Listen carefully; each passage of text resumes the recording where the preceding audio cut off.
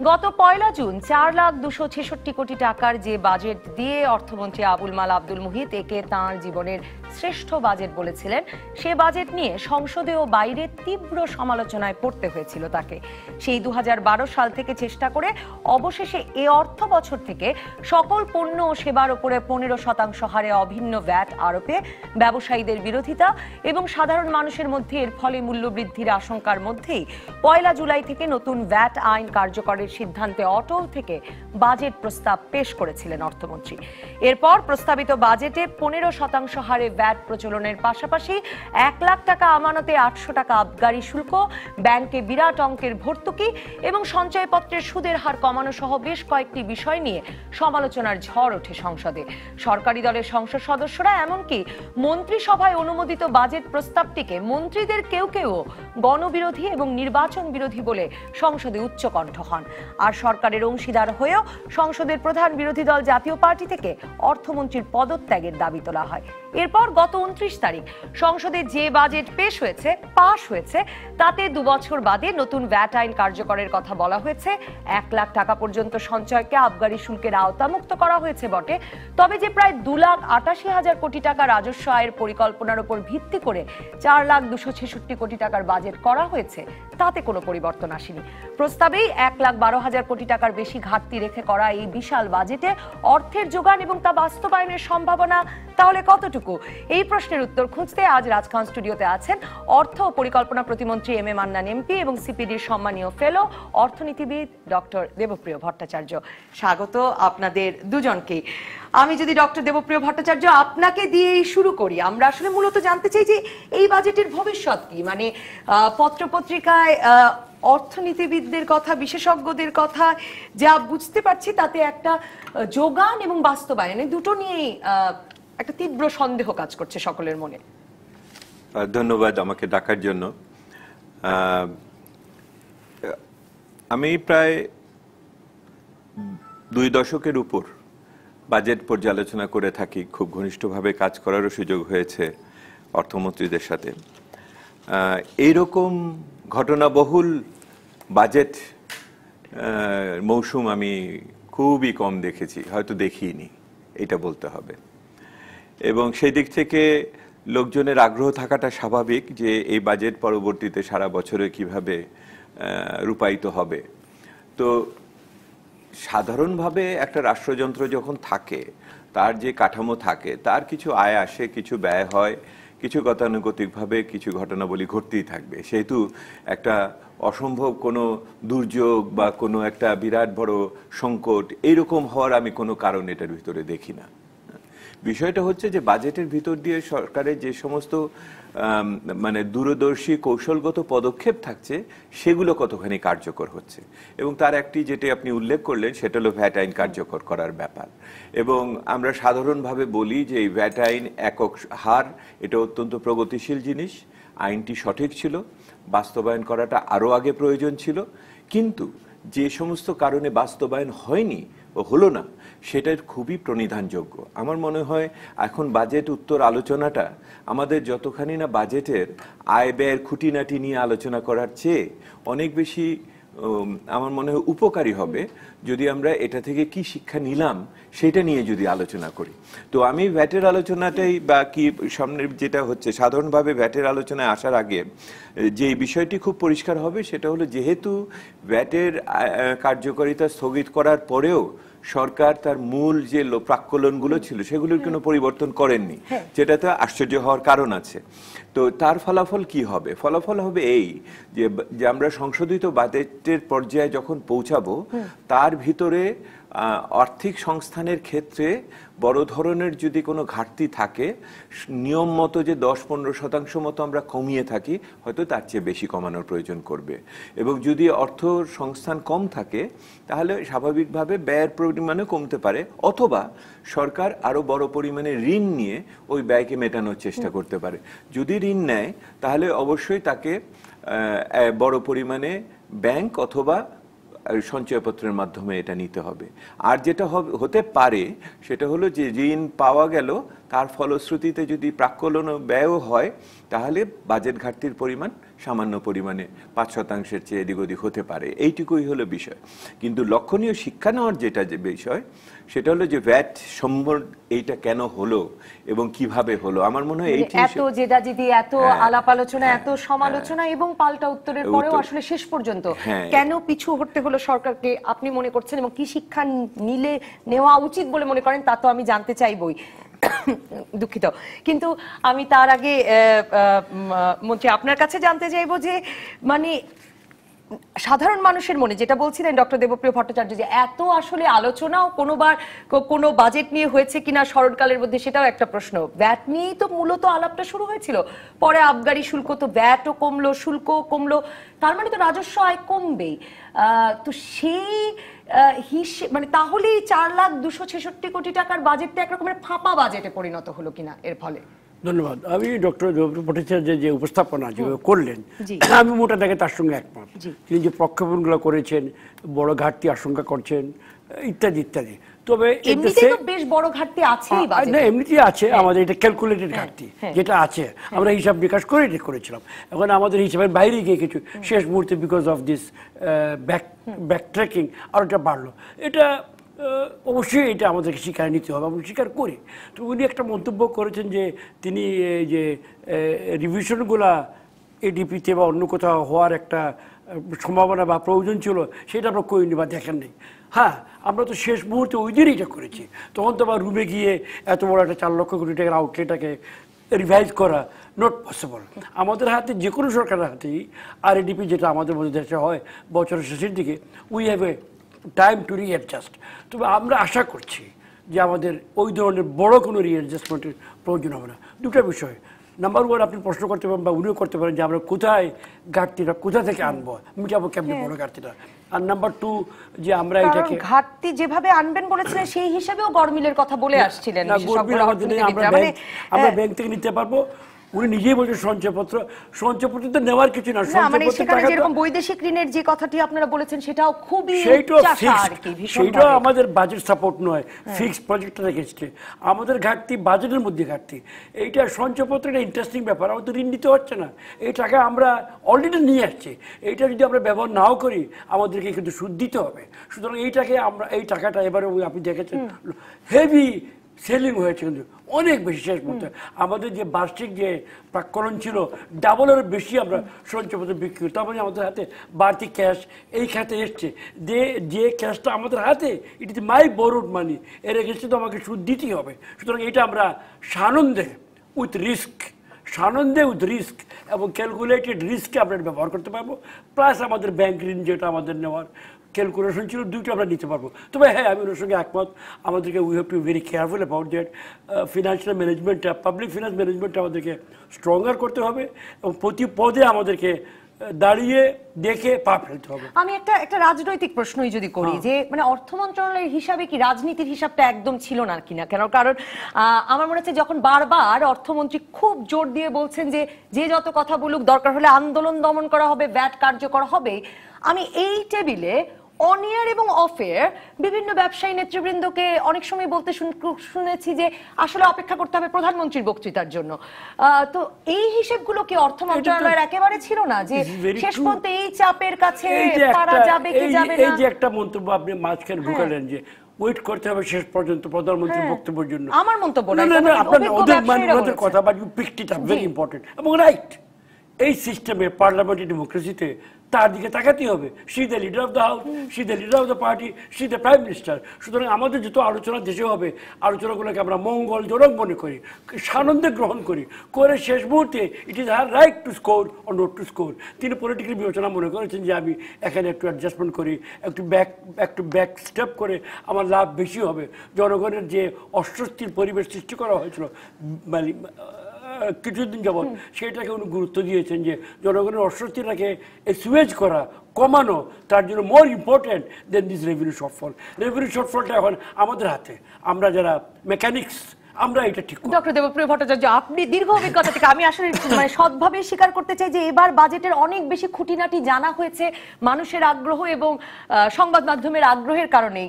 কিন্তু মানে আমাকে যেটা বিস্মিত করে সেটা হচ্ছে যে মন্ত্রিসভা থেকে অনুমোদিত একটি বাজেট প্রস্তাব 1.5 মাস 2 মাস ধরে এর আগে অর্থনীতিবিদরা পক্ষে বিপক্ষে বললেন ভ্যাট আইনের, জনগণের অনেকে মানে জনগণের ভেতরে এক রকমের শঙ্কা কাজ করলো, তখন কেউ কর্ণপাত করলো না। নাটক এত দীর্ঘ কেন? নাটকের তো আপনি দ্বিতীয় অঙ্ক দেখেছেন, এখন তৃতীয় অঙ্ক বাকি আছে। তো তৃতীয় অঙ্কটা হবে সংশোধিত বাজেটের সময় নাকি? সংশোধিত বাজেট বা নির্বাচনের উত্তর বা এই সময়কালে আমরা কি দেখি আর কি। তো প্রথম অঙ্কটি হয়েছিল 2000 মানে যখন আমরা এটাকে সই করেছিলাম 5 বছর আগে IMF এর সাথে। পরবর্তীতে না, আমি মন্ত্রী মহোদয়ের একটা কথার ছোট্ট উত্তর দিয়ে আমি মূল কথাতে আসতে চাচ্ছি, কারণ আমি বাজেটের খুঁটিনাটি নিয়ে আলোচনার চেয়ে প্রক্রিয়াগত শিক্ষাটা কি সেটাতে যেতে চাচ্ছি। সেটা হলো যে আপনি উল্লেখ করলেন এইবারের বাজেটের আমি বৈদেশিক সাহায্যের যে পরিমাণ দেওয়া হয়েছে প্রাক্কলন, এটা একটা অবাস্তব পরিমাণ দেওয়া হয়েছে। 720 কোটি ডলারের মতো দেওয়া হয়েছে, যেখানে আমরা 200 কোটি ডলারও কোনোদিন আনতে পারি না গড়ে। সেহেতু আমরা বলেছিলাম এটা হিসাব মেলানোর জন্য অবশিষ্টাংশ হিসেবে ঢোকানো হয়েছে। তাহলে ইতিমধ্যেই কিন্তু ওটার ভিতরে আছে। হয় আপনি মনে করছেন যে আপনি বড় ধরনের ঘাটতিতে যাবেন, অথবা আপনি মনে করছেন এত ব্যয় আমরা করতে পারবো না, সেহেতু টাকারও প্রয়োজন হবে না। দুটোর একটা, দুইটি দৃশ্যকল্প এখানে কাজ করে। এটা ঠিক যে 10 থেকে 15% মতো ব্যয় আমরা করতে পারি না, কিন্তু ওই 10 থেকে 15% কম ব্যয় করার পরেও যে টাকার পরিমাণ লাগবে সেটাও এখন একটু সংশয়। কারণ যেই 8,000 কোটি টাকার মতো বর্ধিত কর আসার কথা, তার 33% আসার কথা ছিল এই ভ্যাটের থেকে। তাহলে আপনি এখন কি করবেন? আপনি দেখুন এটার তাৎপর্যটা কি। আপনি এখানে করবেন, হয় যারা ইতিমধ্যে ভ্যাট দেয় তাদের উপর আরো বেশি আপনি চাপ দিবেন, অথবা যারা কর দেয়, আয়কর দেয় তাদের উপর। যদি না আপনি আয়করদাতা এবং ভ্যাটদাতার সংখ্যাকে আপনি বৃদ্ধি করতে না পারেন, তাহলে এখানে একটা কৌশলের ব্যাপার আছে। সেহেতু মানে আমরা আশা করি, আমি এটা হয়তো শেষেও বলা যায় যে পরবর্তী পদক্ষেপগুলোকে আরেকটু স্বচ্ছ করতে হবে। কেন আমি ফিরে আসি, কেন এরকম হলো এই নাটকের গাণিতিক হিসাবে কি সেটা সম্ভব? যদি আওতা বৃদ্ধি, যেটার কথাও আপনারা দীর্ঘ সময় ধরে বলছেন, আওতা বৃদ্ধি করলে কি এই লক্ষ্যমাত্রার কাছাকাছি পৌঁছানো আসলে সম্ভব হবে? নির্ভর করে যে আপনি কি বৈপ্লবিক প্রসারণ ঘটাতে পারেন করার ক্ষেত্রে। আরো বৈপ্লবিক করতে পারেন যে মানুষগুলো দেশের থেকে টাকা বিদেশে নিয়ে যাচ্ছে, সেই সমস্ত টাকা নিয়ে যাওয়াকে যদি আপনি আটকাতে পারেন, ফিরিয়ে নেয় যদি নাও আনতে পারেন, কিছু নাও আটকাতে পারলেও আরেক রকমের। তো এইটার আছে, মানে আপনি বিকল্প যে একেবারে নেই তা না।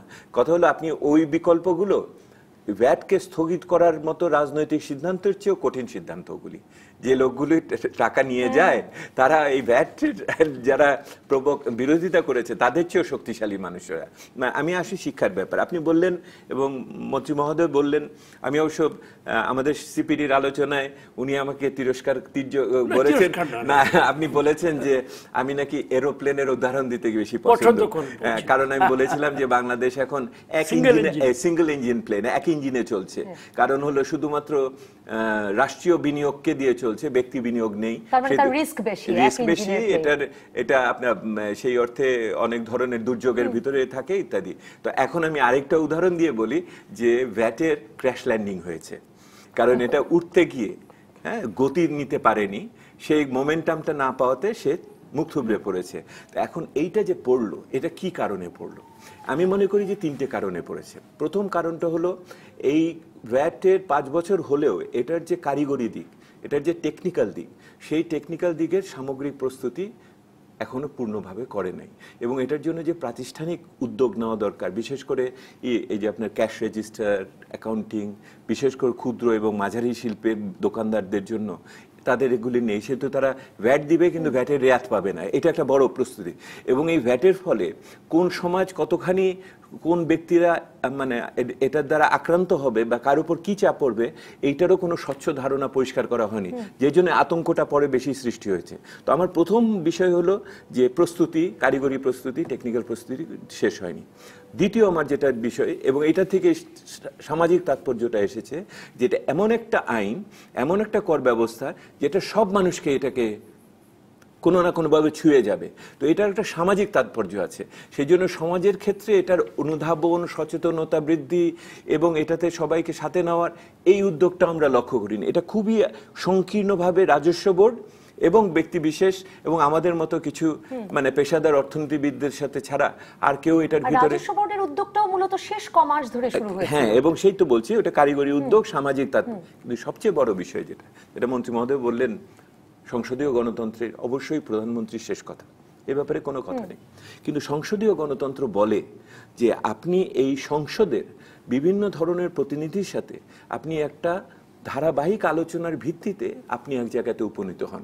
ওই সংসদে বাজেট উপস্থাপনের 10 মিনিট আগে মন্ত্রী পরিষদের বৈঠকে এটাকে অনুমোদন দেওয়ার মাধ্যমেই এইটা হলো খুবই লৌকিক একটা ব্যাপার, কিন্তু তার পিছনে একটা বড় প্রক্রিয়া থাকার কথা। আমি আপনাকে মানে মন্ত্রী পরিষদে আসলে কোনো আলোচনা হয় না, সে এটাই তো কারণে আমি মন্ত্রীরা বলছি। সংসদে পরে বিক্ষোভ দেখায়। এবং এটার নিয়মটা কি? নিয়মটা হলো সংসদীয় গণতন্ত্রে আপনি মন্ত্রী পরিষদে উপকমিটি তৈরি করবেন, আপনার ইকোনমিক অ্যাফেয়ার্স কমিটি থাকবে এবং সেই কমিটি এটাকে প্রতিনিয়ত ভালো মন্দ বিচার করে প্রধানমন্ত্রীকে অবহিত করবেন। প্রধানমন্ত্রী কেন শেষ দিনে এসে অবহিত হবেন? উনি তো অবহিত হবেন পুরো সব বছর ধরে কি তার আগের বছর ধরে। ওইখানে সমস্ত কারিগরি আলোচনা করে উনি এটা বলবেন এবং তারপরে সংসদের স্থায়ী কমিটি যেটা আছে অর্থ মন্ত্রণালয়, সেই স্থায়ী কমিটিতে এটা চুলচেরা বিচার হবে। সেহেতু আপনার কাছে যখন আসবে এটা, তখন এটা কোনো আশ্চর্য কোনো ব্যাপার না, এটা কোনো বিস্ময় সৃষ্টি করবে না, এটা একটা আলোচনার ভিতর দিয়ে এসে আসবে এবং এই সিদ্ধান্তটা কোনো একটা সময় যদি এটাকে ঠিক করতে হয়, প্রধানমন্ত্রী আগে হস্তক্ষেপ করবেন, অর্থমন্ত্রী আগে হস্তক্ষেপ করবেন এবং নিজের দলের ভিতরে এক ধরনের রাজনৈতিক সহমত গড়ে তুলবেন।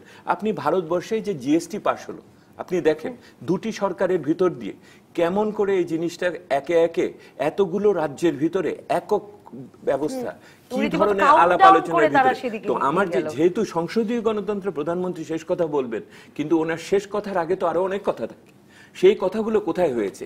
আমি বলতে চাই এইখানে আমাদের রাজনৈতিক সংসদীয় যে প্রক্রিয়া এবং কারিগরি প্রক্রিয়া, এটার কোনো সম্মিলন নেই এবং এটার ভিতরে কোনো অংশগ্রহণমূলক ধারাবাহিকতা আমি দেখিনি। এইটি আমার বড় শিক্ষা এটা থেকে। একটা বিরতির পর প্রতিমন্ত্রী আপনার কাছে আসবো এই উত্তরটি নিতে যে আমাদের সামগ্রিকভাবে আলোচনা এবং প্রস্তুতির ঘাটতি ছিল কিনা। দর্শক থাকুন রাজকাহনে। দর্শক ফিরে এলাম রাজকাহনে। প্রতিমন্ত্রী এম এ মান্নান এমপি, আপনার কাছে জিজ্ঞেস করতে চাই যে প্রশ্ন ডক্টর দেবপ্রিয় ভট্টাচার্য তুললেন বিরতিতে যাওয়ার আগে, যে মানে এত বড় একটা নীতিগত পরিবর্তন বা নীতিগত বাস্তবায়ন করতে চাওয়া হয়েছিল এই বাজেট এবং সেটা থেকে সরে আসতে হলো। যথেষ্ট আলোচনা সংসদ এবং মানে বাইরে হয়েছে কিনা, মানে সংসদীয় কমিটিতে আলোচনার কথা বলছিলেন ডক্টর ভট্টাচার্য, যে সেখানে হয়েছে কিনা এবং বাইরে যথেষ্ট কারিগরি প্রস্তুতি ছিল কিনা। আপনারা তো 2016তেও ব্যবসায়ীদের আন্দোলনের মুখে বলেছিলেন যে 2017 থেকে বাস্তবায়ন করবেন। এই একটা বছর আসলে প্রস্তুতির কাজটা ঠিক মতো করা গেল না কেন? Thank you.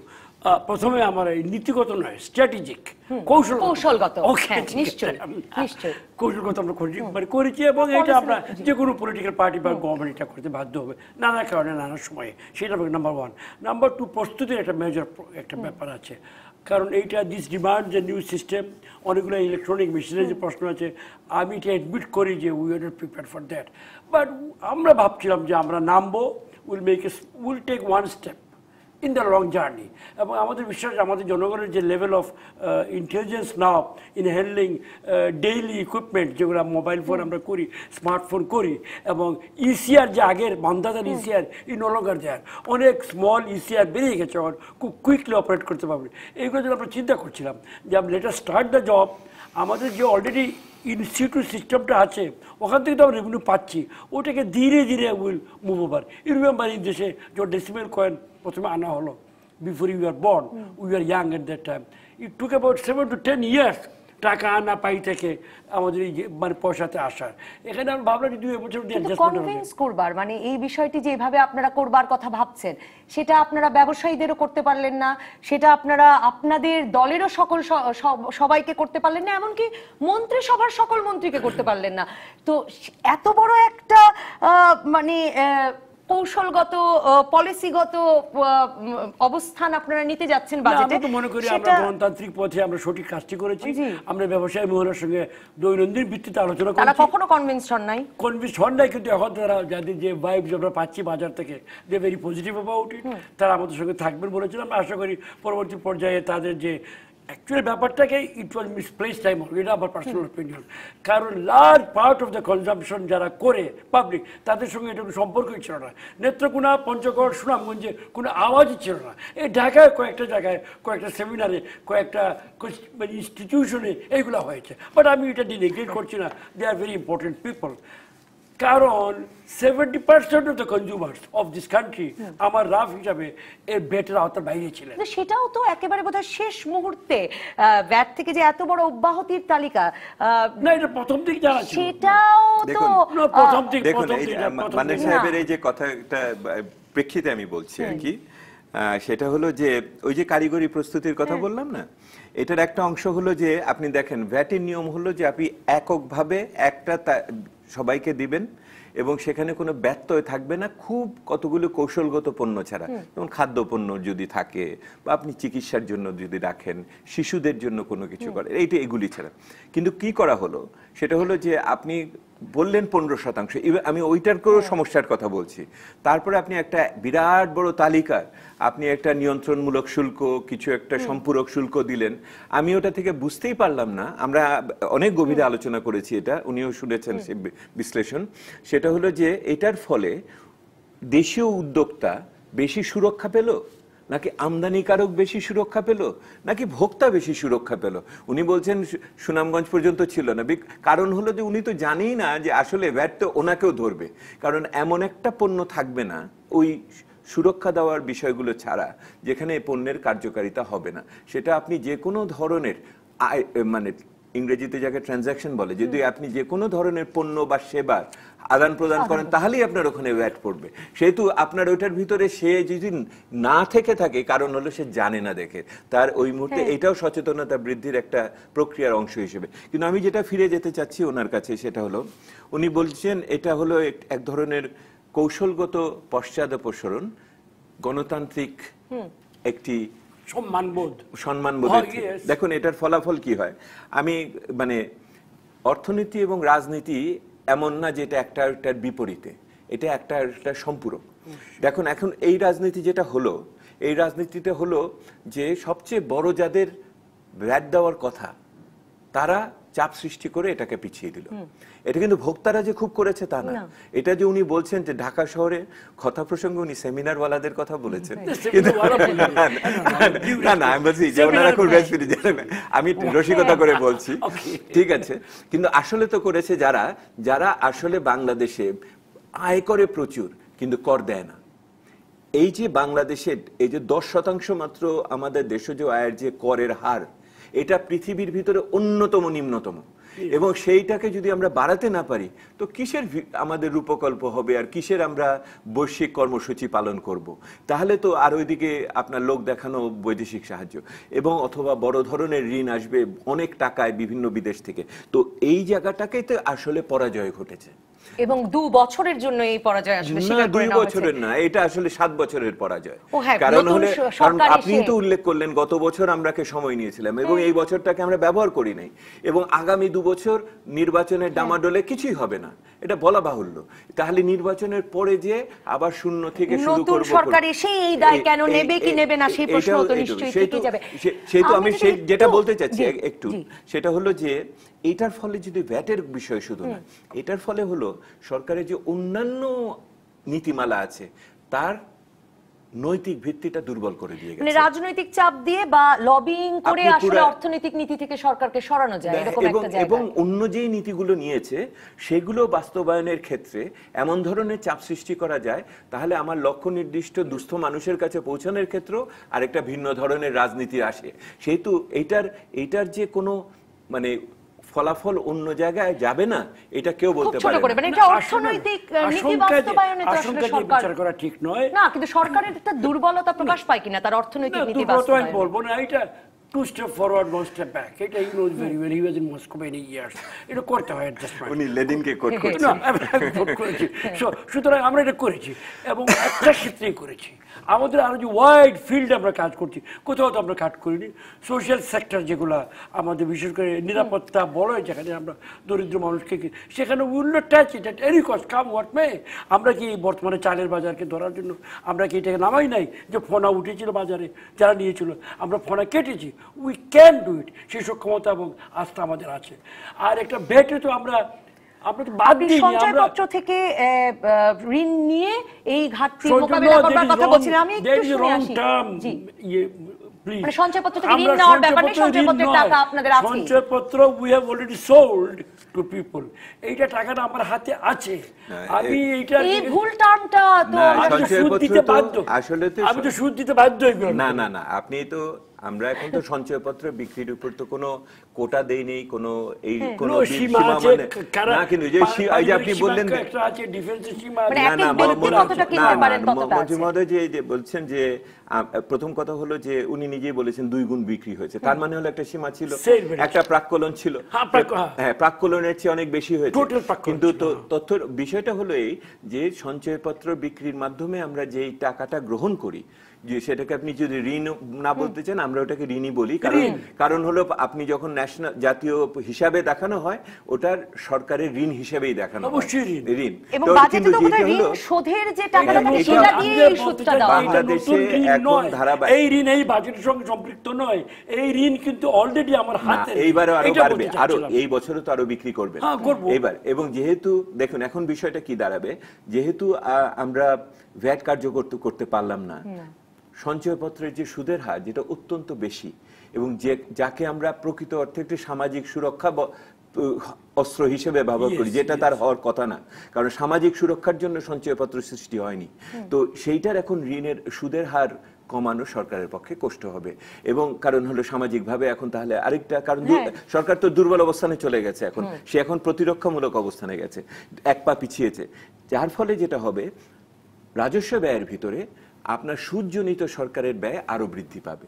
যদি সুদজনিত সরকারের ব্যয় বিশেষ করে অভ্যন্তরীণ ঋণের থেকে হয়, তাহলে তার ব্যয় করার সামর্থ্য প্রকৃত অর্থে আরেকটু কমে যাবে। সেহেতু আপনি দেখেন, এটা যে শুধু আপনি সম্পদ সমাবেশ করছেন তা না, আপনি কি ধরনের ব্যয় করবেন সেটার উপরে কিন্তু ওই সম্পদ সমাবেশের চরিত্রটা একটা প্রতিফলন রাখবে। এইটার সমস্যাও কিন্তু আছে, কারণ রাজস্ব ব্যয়ের এখন আপনার প্রায় 3টি জিনিসই পুরো রাজস্ব ব্যয় খেয়ে ফেলে। একটা হলো বেতন ভাতা, একটা হলো আপনার ভর্তুকি, আর একটা হলো ঋণ শোধ। এইটার তারপরে কিন্তু ওখানে কোনো পুঁজি সৃষ্টি করার জন্য আপনার এই জন্য একটা রাস্তা যদি মেরামত করতে হয়, সরকার রাজস্ব ব্যয় দেয় না, সে আরেকটা প্রকল্প তৈরি করে। এইটাই হলো পরিস্থিতির ভিতরে। এই গাণিতিক হিসাবগুলোতেও একটা অনেকেই এবারের বাজেট নিয়ে মানে বাজেট হওয়ার আগেই গত কয়েক বছরের বাজেট দেখে এই কথাটি বলছিলেন যে সরকারি বেতন ভাতা, তারপরে সরকারি ঋণ শোধ, সেটাকে আপনি ঋণ মানে সঞ্চয়পত্রকে ধরেই ঋণ শোধ এবং ভর্তুকি, এতে একটা বিপুল পরিমাণ টাকা খরচ হচ্ছে। মানে একটা 4,266 কোটি টাকার বাজেট হলো ঠিক, কিন্তু গাণিতিক হিসাব নিকাশগুলো আসলে খুব কংক্রিট হলো কিনা। But again with due respect, এই 3টা আইটেম নতুন তো নয় এবারের বাজেটে। অ্যাটলিস্ট আমাদের সময়টাও মানে যদি ধরি 9 সাল থেকে এভরি ইয়ার এই 3টা আইটেম ছিল, এবং প্রতি বছর স্ফীত হচ্ছে, যেহেতু জিডিপি স্ফীত হচ্ছে, এডিপি বড় হচ্ছে, সবকিছু বাড়ছে, এইটা বড় হয়েছে। তো এটি যে লজিক্যাল সিকোয়েন্স, এটা ভয় পাওয়ার এমন কিছু নয়। হ্যাঁ, বলি এই বছর আমাদের এইটা নিয়ে একটা বড় একটা গ্যাপ এখানে আছে। We are aware of the gap. আমরা কি মনে করেন ওই দিন যখন মাননীয় প্রধানমন্ত্রী যখন ঘোষণা দিলেন, did she suddenly come and do it? It was in her mind. 2 days, 3 days, 4 days, 5 days earlier, it was being cooked up there. এবং আমাদের অন্যান্য যে সকল কাজ করার কথা সেগুলো ইটস কুকড আপ, আমরা বাইরে আনি নাই, because it was at that moment আমরা অ্যাপল কার্ডটা টপল করতে চাই নাই, শেষ মুহূর্তে নিয়ে আসছি। Now we are working on that. আপনি চিন্তা করেন, ওকে লেটস গো ব্যাক। এইটা করার পরে যে সারা দেশে আমি পড়ছিলাম এনবিআর এর পক্ষ থেকে এখন বলা হচ্ছে যে যদি এই নিয়ে এত সময় নষ্ট করা না হতো এই ভ্যাট চালু করার জন্য, তাহলে হয়তো শেষ সময়ে তারা আরো বেশি রাজস্ব আদায় করতে পারতেন। পুরোপুরি তাদের টার্গেট মিট আপ করেছে, কংগ্রেচুলেশন টু দেম, আগামী বছরও করবে। আমার কথা যেটা হলো যে এইটা যে সেটা তো সংশোধিত টার্গেট, সার্বিক জনগণের মনে যে ভ্রান্তিজনক একটা ডিসইনফরমেশনের মাধ্যমে সৃষ্টি করা হয়েছিল অ্যাবাউট আফগারি এন্ড দিস সো কল্ড, এগুলো অত বড় ইম্প্যাক্ট ছিল না, বাট সৃষ্টি করা হয়েছিল। আমি এবং আপনারা সেই ভ্রান্তি দূর করতে ব্যর্থ হয়েছেন। Maybe you would like to say that. কিন্তু আমি যেটা বলতে চাচ্ছি যে এখন যে জনগণের মধ্যে একটা স্বস্তির মনোভাব হচ্ছে, এটা আমরা গেইন মনে করি। নিশ্চয়ই 2018 নির্বাচন নিশ্চয়ই সেটা এক রকমের স্বস্তি তো দেবে। এম এ মান্নান এমপি, আমি ফিরবো আপনার কাছে, ডক্টর ভট্টাচার্য আপনার কাছেও ফিরবো। দর্শক থাকুন রাজকাহনে টেলিভিশনে, ফেসবুকে, ইউটিউবে।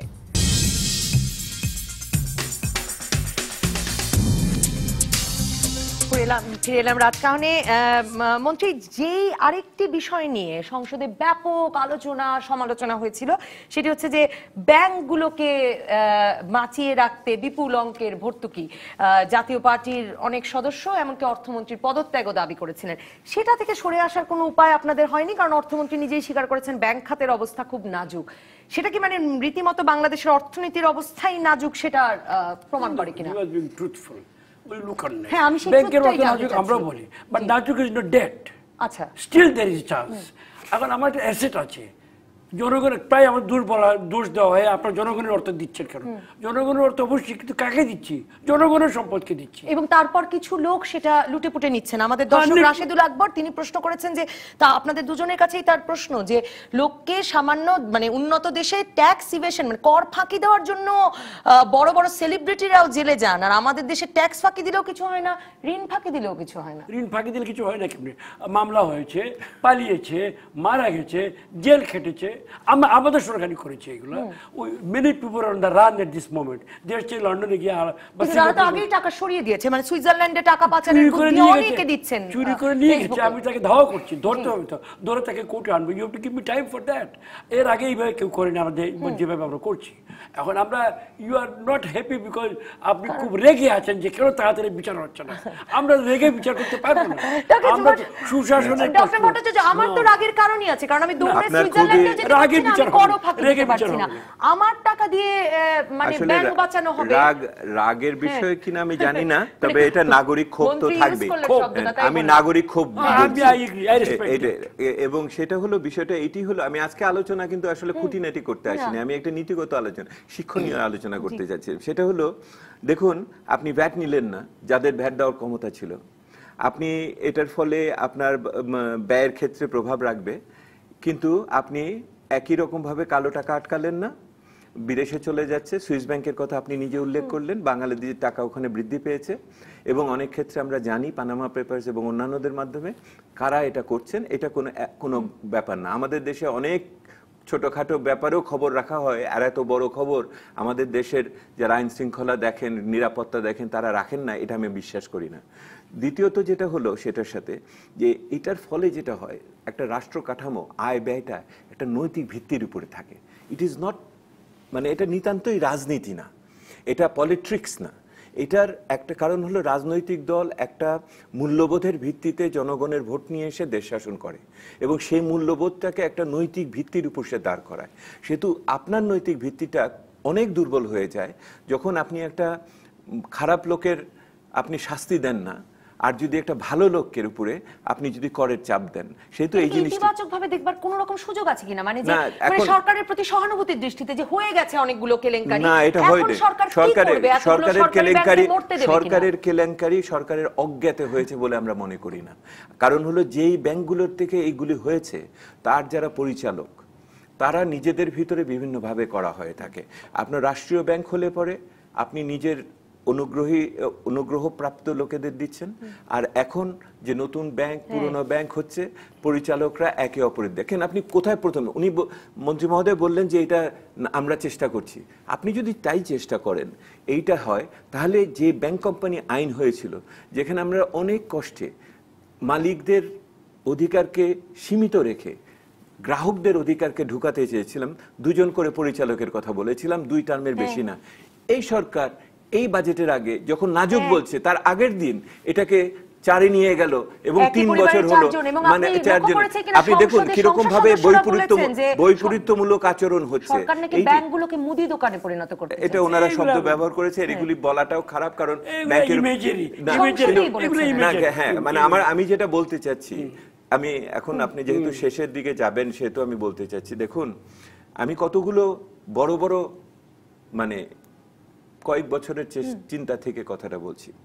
বর্তমান সরকার নিঃসন্দেহে বাংলাদেশে রাষ্ট্রীয় ব্যয় বৃদ্ধি করার চেষ্টা করেছে, এবং বাংলাদেশে রাষ্ট্রীয় ব্যয় বৃদ্ধি করাটা প্রয়োজন। আমাদের মতো অনুন্নত দেশে বিনিয়োগের জন্য রাষ্ট্রের একটা বড় ভূমিকা থাকতে হবে, অবকাঠামো সহ অন্যান্য ক্ষেত্রে। যেহেতু এটা করতে হবে, এ ব্যাপারে কোনো সন্দেহ নেই। কিন্তু সমস্যাটা হয়েছে যে আপনি যে ব্যয়টা করছেন, গরিব দেশের অত্যন্ত কষ্টের আনা ট্যাক্সের টাকা, সেই ব্যয়ের গুণমান কি হচ্ছে? আসলেই কি 1 টাকার জিনিস আমি 1 টাকা পাচ্ছি, না 1 টাকার জিনিস 4 টাকায় পাচ্ছি, এবং সেটা ব্যবহারের ক্ষেত্রে ভোক্তারা ঠিক পাচ্ছে কিনা। দ্বিতীয় যে সমস্যাটা হয়েছে, সেই দ্বিতীয় সমস্যাটা যেটা দাঁড়িয়েছে সেটা হলো যে বর্তমান সরকার মানে অনেক সংস্কারমূলক কথার কথা বলেছেন তাদের নির্বাচনী প্রতিশ্রুতিতে, হয়তো তারা বিশ্বাসও করেন, কিন্তু গত সময়কালে সংস্কারের দিকে কোনো দিকে আগান নেই। এই ভ্যাটটা হলো তার সর্বশেষ ক্র্যাশ ল্যান্ডিং এর জিনিস। আপনি দেখেন স্থানীয় সরকারের দিকে আমরা আগাতে পারিনি। বাজেট আমরা ঢাকায় বসে লক্ষ হাজার কোটি টাকার বাজেট বাস্তবায়ন করতে পারবো যদি স্থানীয় সরকারের হাতে টাকা না দেই? আপনি দেখেন, আপনি এই সময়কালে এই যে এডিপির আলোচনা তো আপনি করলেন না, আমি করলে আমি বলতাম যে ব্যবসাতে আপনার অন্তত 40টা 50টা মানে প্রকল্প আছে যাতে 1 লাখ টাকা 1 কোটি টাকা করে ছুঁয়ে রাখা হয়েছে প্রকল্পটিকে রাখার জন্য, এবং এমনকি যে প্রকল্পগুলো ডিসেম্বর মাসে এই বছর শেষ হবে তারও সম্পূর্ণ টাকা দেওয়া হয়নি। যে ফাস্ট ট্র্যাক প্রজেক্টগুলোর কথা আমরা বলি সেটার পরিমাণে যত্ন নেওয়া হয়নি। সে তো বিনিয়োগের মানে আমার সরকারি ব্যয়ের ক্ষেত্রে কোনো ধরনের আমরা কোনো সংস্কার সেইভাবে হবে না। এটা আমি যদি আপনাকে আপনার এলাকা দিয়ে আপনি দেখেন, আমি যদি আপনার এলাকা দিয়ে অর্থনৈতিক যে এবার হাওড়ের বন্যার পরেও তো এই নিয়ে প্রশ্ন উঠেছে যে আসলে কবে টাকা বরাদ্দ হয়, কবে হাওড়ের বাঁধ পানি বাড়ার আগে আমাদের সহায়তা সেখানে গেছে। পানি যে গতিতে বাড়ছিল তার চেয়ে বেশি গতিতে আমি আরেকটা ইমেজারি ইউজ করেছি, ইমেজারি উনি পছন্দ করেন এভিয়েশন। পানি যে গতিতে বেড়েছে তার চেয়ে আমরা গেছি। এজ এ রিজাল্ট আপনি সুনামগঞ্জে যান, ঢাকায় বসে আমরা করছি, কিন্তু go to the villages and see the living standard, food cost, ordinary people, আমারটা নয়, বেটার দেন বিফোর। তার মানে কি আমাদের সরকার যিনি যে প্রশ্ন করলেন যে নীতিগত অবস্থান ভেরি স্ট্রং, আমরা ন্যায্যতার পক্ষে, দরিদ্রের পক্ষে। আমাদের মতো এইরকম ওয়াইড স্প্রেড নিরাপত্তা বলয় কেউ সৃষ্টি করেছিল? নট অনলি করে নেই, আমরা সাস্টেন করেছি আমরা over a period of 10 years. রাষ্ট্রীয় ব্যয় বৃদ্ধির প্রশংসা ডক্টর ভট্টাচার্য করেছেন, কিন্তু তার বাইরে সংস্কারমূলক বা অর্থনৈতিক মানে একটা বড় ধরনের নীতিগত পরিবর্তন সেরকম কিছু কি আসলে এই সরকার করতে পারলো এই দীর্ঘ সময়? আমরা খুলনাকে পাল্টে দিচ্ছি, ব্যাংকগুলোকে আমরা we have turn the back. Basic bank গত বছর এই বছর স্মল হলেও প্রফিট করেছে, ট্রেডিং প্রফিট, আলবাত not the main capital profit. না, বেসিক ব্যাংক নিয়ে যত কম আলোচনা করা যায় তত ভালো। মন্ত্রী মহোদয় নিজে বলেছেন যে আমি সব ধরতে পারি। আমরা we can face it. না ঠিক আছে, face up করার মতো না মন্ত্রী মহোদয়ের সাথে আমি যেটা বলতে চাচ্ছি সেটা হলো ধারণা প্রসূত অভিযোগ আমাদের তুমি আনেন, give us facts, আমরা মোকাবেলা করব। আপনি বেসিক ব্যাংকের ফ্যাক্ট জানেন না? we are not just basic ব্যাংকের ফ্যাক্ট হলো যে ওনার হুলিয়া থাকা অবস্থায় উনি দেশ থেকে চলে যেতে পারেন। হুলিয়াটা কে ইস্যু করেছে? আমরা করেছি। হ্যাঁ, কিন্তু আপনি আটকান নাই। তাকে গ্রেফতার না করতে পারেন, পালিয়ে গেলে আমরা চোরের পিছনে তার মানে কি কবরীকে ঢুকবো? আমরা ফিরে আসি। এত আপনি খুঁটিনাটির আলোচনা না করেছেন তো। আমি যেটা বলতে চাচ্ছি সেটা হলো বাংলাদেশের অর্থনীতির যে সম্ভাবনা এবং যে প্রচেষ্টার কথা উনি উল্লেখ করছেন, সেই প্রচেষ্টাকে কার্যকর করতে হলে আপনার কিছু সংস্কার দরকার করবে। সেই সংস্কারটা করতে হলে অনেক স্বার্থ প্রথিত আছে এমন মানুষের আঘাত লাগবে এবং তারা অনেক শক্তিশালী। এবং একটি রাজনৈতিক সরকারের পক্ষে নির্বাচনের আগের বছর সেটা করা হয়তো কার জন্য আপনি বলেন? রাজনীতিতে যদি সত্যি সত্যি মানুষ ভোট দিতে পারে তাহলে সেই যে মানুষগুলো ভোট দিবে তার জন্যই তো আপনি করবেন, নাকি আপনি যে মুষ্টিমেয় মানুষ হয়তো তারা অর্থ যোগান দিবে তার জন্য করবেন? আমি যদি ভোটের প্রতি আস্থা রাখি তাহলে এইটাতে তো মানুষ খুশি হবে। আমি যদি এই সংস্কারগুলো করি এবং তার ফলে যদি মানুষ আরো বেশি সুফল পায় তাহলে এটাতে তো ভোট বাড়বে বলে কমবে বলে আমার মনে হয় না। আপনাকে অসংখ্য ধন্যবাদ রাজকাহনে আসবার জন্য। আপনাকে একজন দর্শক খুব কঠিন একটি প্রশ্ন করেছেন মন্ত্রী, আমি আপনার কাছে আসব। শামসুল আলম খন্দকার তিনি বলছেন যে মিস্টার দেবপ্রিয় ভট্টাচার্য আপনি 2 দশকের বেশি সময় ধরে বাজেট অ্যানালিসিস করছেন, কিন্তু আমি আপনার কাছ থেকে কখনো কোনো পজিটিভ রিভিউ শুনিনি। কেন? আজকেও শুনেননি? আজকে উনি শুনেননি? আমি ওনাকে বলি উনি বোধহয় খুব মনোযোগ দিয়ে শোনেন না, সেই জন্য হবে, অথবা সুযোগ হয়নি আমাদের মূল লেখাগুলো। এবং সংবাদপত্র অনেক বেশি হয়তো নেতিবাচক কথাগুলোকে প্রাধান্য দিয়ে আনে, কারণ হলো মানুষের কণ্ঠস্বর দেওয়ার জন্য। কিন্তু আমি এই বাজেটের আজকে এইবারের বাজেটের উদাহরণ দেই। সিপিডির পক্ষ থেকে আমরা সর্বদা বলেছি 12% করেন, আপনি 15% ঠিক হচ্ছে না, ফেলে দেওয়াটাও ঠিক হবে না। আমরা গঠনমূলক প্রস্তাব দিয়েছিলাম যে 12% রাখেন এবং এটা একটা আধুনিক জিনিস কার্যকর করেন। এটা কি ইতিবাচক আলোচনা না? মন্ত্রী আপনি হতাশ কিনা? আপনি এক রকমের যে বাজেট আপনারা প্রস্তাব দিলেন এবং যা পাস হলো, এখন আপনারা হতাশ কিনা? কারণ বড় যেসব উদ্যোগ নিলেন তার কোনোটাই সঞ্চয়পত্রের সুদ কমাতে পারবেন না বলে ধারণা করছেন ডক্টর ভট্টাচার্যের পজিটিভ, তার সাপোর্টে বলছি ওয়ান বিগ পজিটিভ, একটা ওয়ান বিগ পজিটিভ কাজ ওনারা করেছেন সিবিডিতে। এবং ডক্টর ভট্টাচার্য 2009 যখন প্রথম আমরা বাজেট দিয়েছিলাম, they were the loudest, my God, অবাস্তব, ইম্পসিবল বাজেট, অ্যাবসার্ড এইরকম শব্দ ইউজ করেছিলেন। না এবার ওনারা দয়া করে বলছেন না, বাংলাদেশে সম্ভব, আওয়ামী লীগ সরকার করেছে এবং আরও বেশি বড় বাজেট হওয়া সম্ভব। That is a great positive step forward. যদি দর্শক ভাই এটা এগ্রি করে নাই, তাকেই বলছি যে না, ডক্টর ভট্টাচার্য মাঝে মাঝে ওনারা পজিটিভ হন, বেঁচে বেঁচে, উই অ্যাপ্রিসিয়েট দ্যাট। আর আমরা হতাশের প্রশ্ন উঠলাম, বিকজ আমাদের গ্রাউন্ড রিয়ালিটি দেখেন, 10 mega projects which will change the face of Bangladesh. আমাদের সময় আমরা দেখবো প্রাইস কন্ট্রোল, ইনফ্লেশন আমরা ধরে রেখেছি, বিদ্যুৎ আমরা স্প্রেড করছি ডিসপাইট দ্য ডিফিকাল্টি। তো আমাদের হতাশ হওয়ার কী আছে?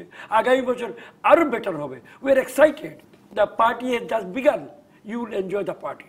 বাংলাদেশে এই পার্টি চমৎকার পার্টি হবে। অসংখ্য ধন্যবাদ। আমার মনে হয় যে এই পার্টিতে যেন সকলে অংশগ্রহণ করতে পারে সেটার ব্যবস্থা করে দেন যেন। আমরা চাই যে সকলে, বাংলাদেশের সব জনগণ যেন ওই পার্টির সুফলটা ভোগ করতে পারে। কারো খরচে কারো ব্যয়ের ব্যবস্থা না হলেই হয়। অসংখ্য ধন্যবাদ মন্ত্রী, প্রতিমন্ত্রী এম এ মান্নান এমপি, ধন্যবাদ ডক্টর দেবপ্রিয় ভট্টাচার্য, ধন্যবাদ দর্শক যারা সঙ্গে ছিলেন রাজকাহনের প্রথম পর্বে। রাজকাহনের পরবর্তী পর্বে 1 বছরে কতটুকু নিরাপদ হলাম এই বিষয়ে আলোচনা করবেন ডিএমপির counter terrorism and transnational crime ইউনিটের প্রধান মনিরুল ইসলাম, নিরাপত্তা বিশ্লেষক ও বিডিআর এর সাবেক মহাপরিচালক lieutenant general Moinul Islam PSC এবং ইলিনয় স্টেট ইউনিভার্সিটির সরকার ও রাজনীতি বিভাগের অধ্যাপক আলী রিয়াজ। সঙ্গে থাকবেন আপনিও।